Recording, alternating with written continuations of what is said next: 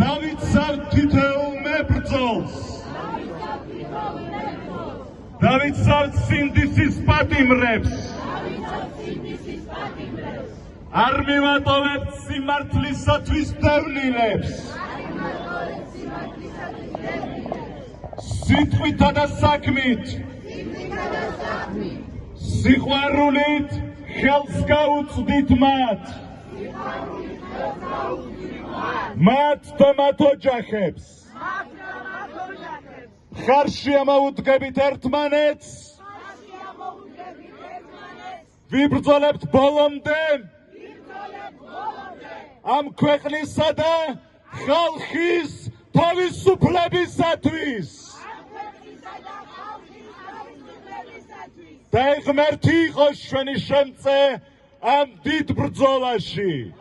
ღმერთი იყოს შემწე ამ დიდ ბრძოლაში. გაუმარჯოს თავისუფალ